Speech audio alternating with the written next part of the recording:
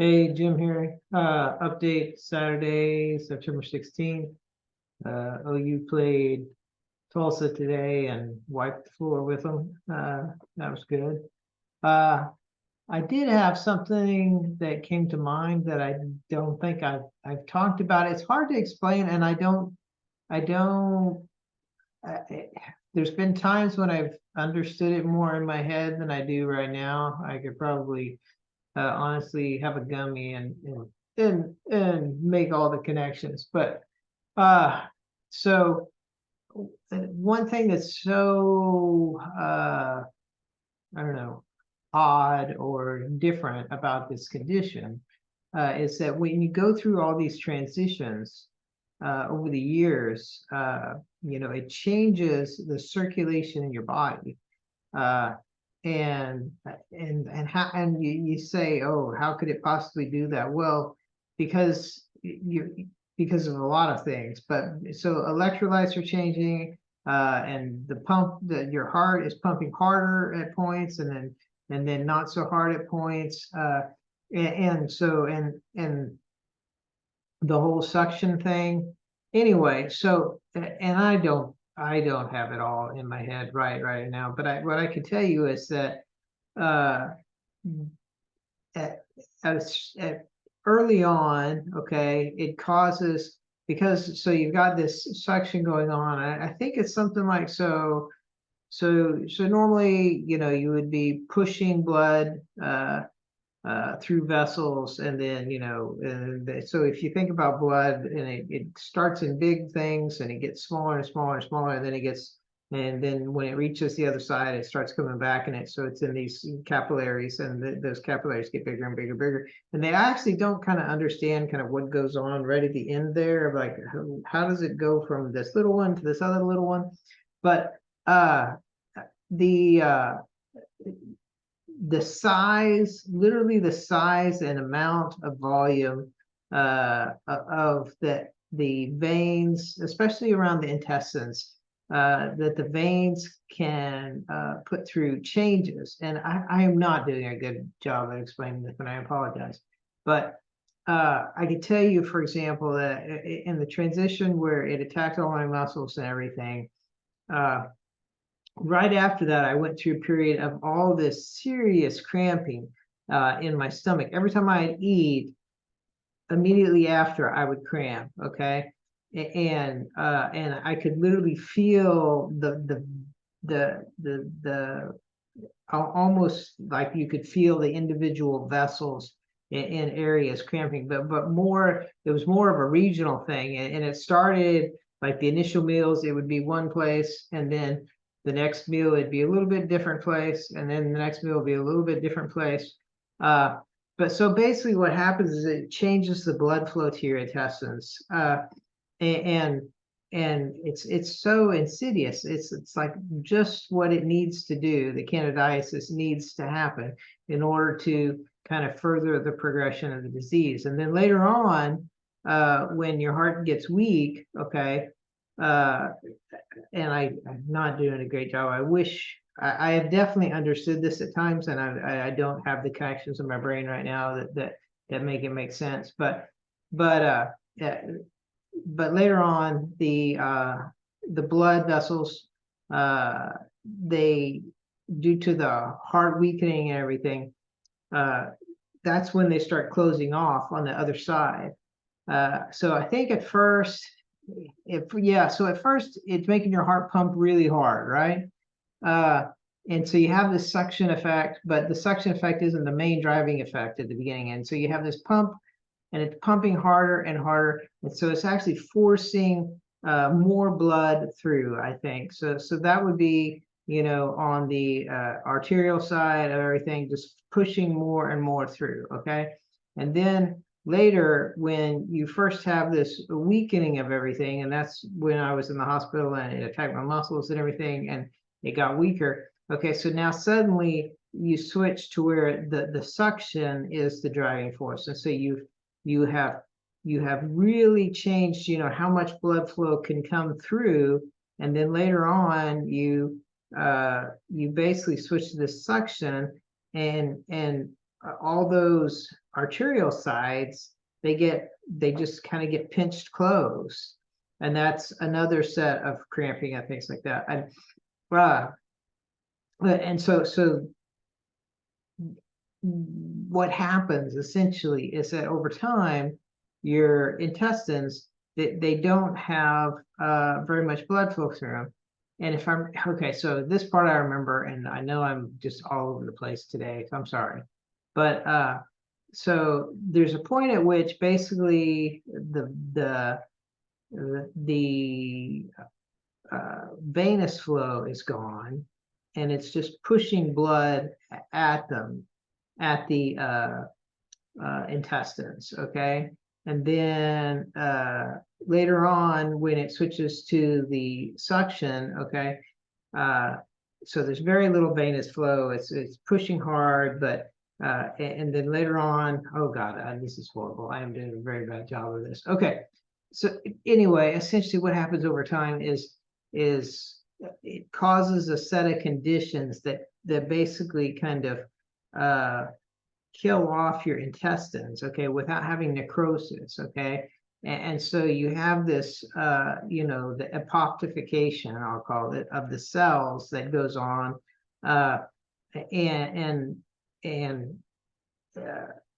they, I mean, you go through a lot of pain, okay, and it's at different points. And so 10 years ago, I had one set of things that caused a lot of pain. And then last year I had another set of things that caused intestinal pain. And then finally, this February, I had this final set of things that caused pain.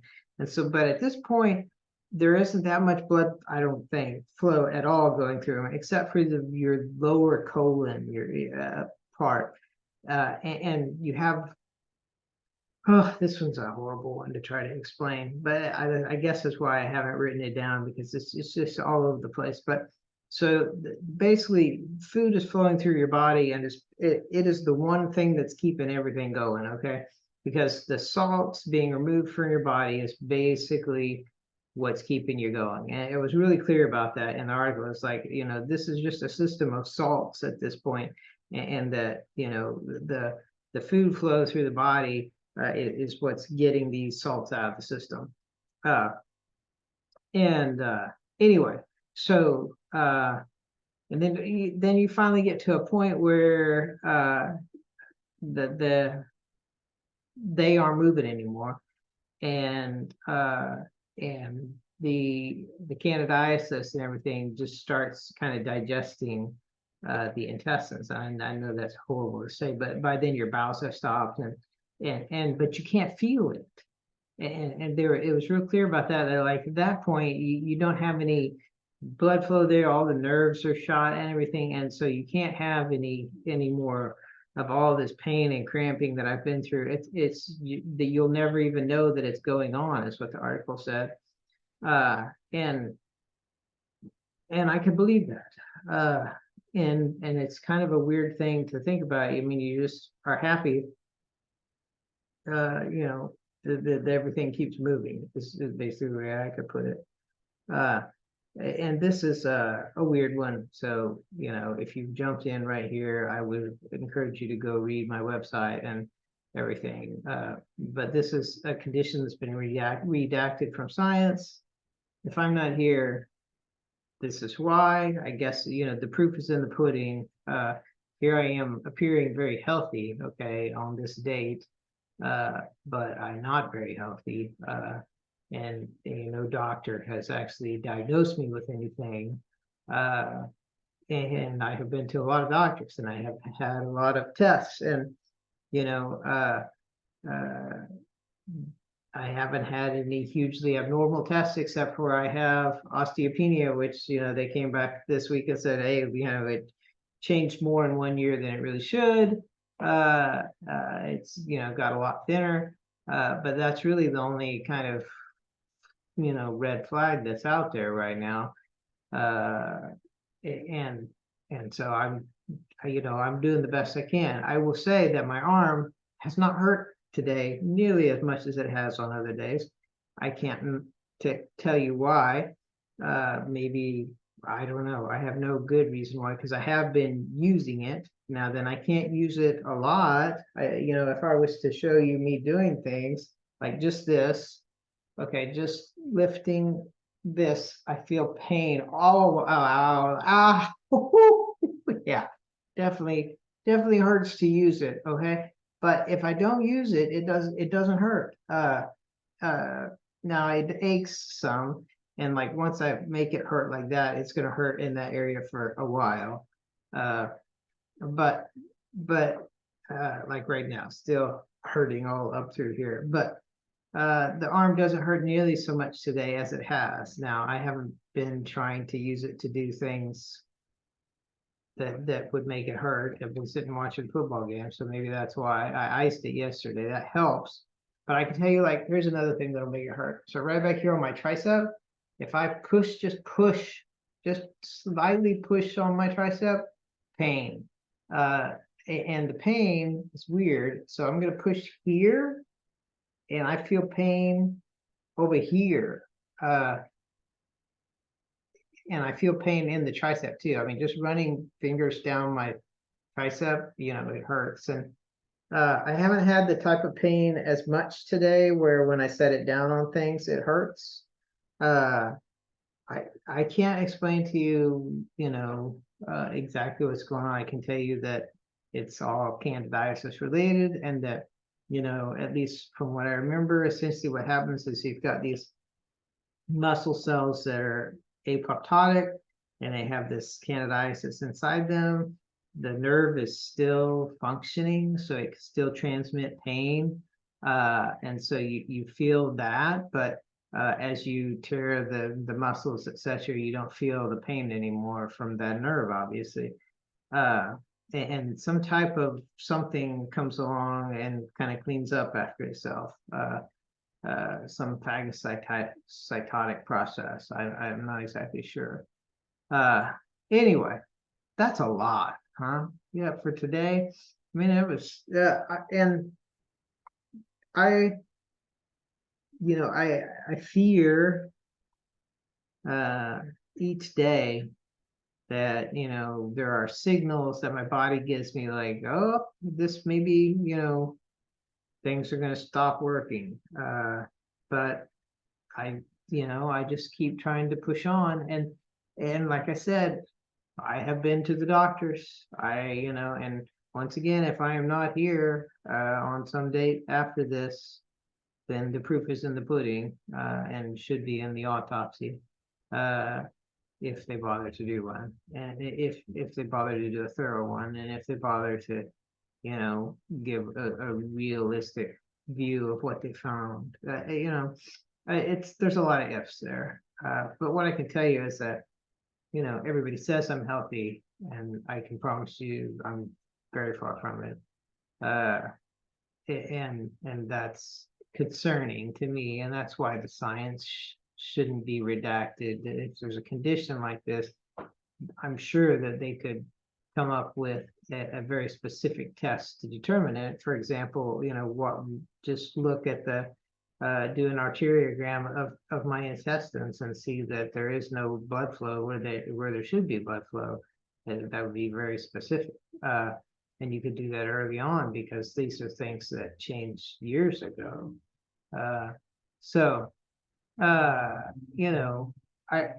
That's why I want this knowledge out there. I'm not doing this to be the guy who died from some illness that he gave himself, and whatever. I'm doing this because the science deserves to be out there, and people's lives are affected by redaction of science. And I grew up, science and math were my favorite two subjects, and to me they're absolutes. They're like, once you learn some scientific or math rule, I mean, you might be able to apply it in different ways and everything, but it's a rule, and it has rules about it, and those rules help you know other things, and using those rules helps you solve problems. And and when you take away the evidence for those rules, okay, and you don't train people about the evidence or the rules, okay, but the condition still exists, what you do is you create kind of chaos. I mean, you know, if suddenly we didn't understand gravity, I mean, we would be in a deep hole, you know. And if you know, I don't know, so many different things. If you just remove the knowledge of it, so many people could be hurt. And I mean, I'm not saying there's a lot of people with my condition. But I'm saying that I'm here, and I'm saying that the condition that leads to my condition is definitely a condition that somebody else can do to themselves, because I did it to myself on accident. So I don't know. That's what I'm trying to say, is that this knowledge deserves to be out there, and I'm just trying to document it. Okay. And that's it for today. Sorry I didn't get an update in yesterday. I went to a funeral. It was kind of powerful. You're at the closing of someone's life. You see the impact they've had on other people's lives. And, you know, I think a great, I don't know which one to call it, homily or whatever, that they shared at this funeral was that, you know, if you have something to do it now. Okay, don't put it off. And the example they gave was a guy who, you know, his dad came around and said, well, the grass is getting pretty tall, and the kid said he's going to mow it on Saturday, and on Friday the dad said the grass is getting pretty tall, and the kid said, yep, but I'm going to mow it on Saturday. And Saturday comes and it rained all day, and you know, I mean, the work going to get done. And I've tried to impart that type of wisdom to my child, in that don't put off the things that need done. Make a to-do list, and if you're not doing the things that are on the to-do list, what the hell are you doing? I mean, it's on your to-do list, get it done, and then do whatever you want to do. But if you've got stuff on your to-do list that's a priority, that you know has to be done, all right, why not get it out of the way, and then you got all this time, you know, that you have free. But when you do it the other way around, there's a chance that that thing doesn't get done, and that's the thing that's supposed to get done. And so anyway, that's a great lesson from that funeral. And I saw all these people, and you know, this person had lived a great life, and they had had a great impact on a whole lot of people. And you know, I don't think I've had that big of an impact on a lot of people. I think I've definitely forwarded the mission for where I work, that I've done things that nobody else could have done for them. So you know, I think that's my impact, and this is where it is. OU Tulsa, that's where I work. Been there 21 years, and I you know, I've done some things I'm pretty proud of. So anyway, it was a hard day. I was hurting a lot, and you know, just getting dressed for a funeral is difficult. You know, I kept having to take on and off a blazer, and that's a very painful process for me to put on and off a jacket like that right now. And I don't know, it was just a tough day all around. I was exhausted by the end of it, but I was glad to be there and support the family. And that's why I didn't give an update yesterday. So I'm signing off. Gosh, I talked a lot more than I wanted to. And I'm sorry for the first part being crazy, but the key to the first part of everything I was saying is that it takes decades, but your intestines go through transitions where their circulation changes more than once, how the blood is supplied to them and what part receives it. And that, I mean, it even goes further than what I said, because that impacts like the types of the bacteria that can grow in them, because there's less circulation and different things like that, and oxygenation and everything. And it's just really complex. And so you end up in a state where you know, it talked about how these people would be likely to walk into a hospital and you know, not having had a BM in, you know, several days, and the doctors would be flabbergasted when they did this, you know, a visualization of them, and found the, you know, that basically there was a lot going on wrong inside, and this person didn't appear to be in any pain. Yeah, so very odd, and it's why that science needs to be out there. Take it easy.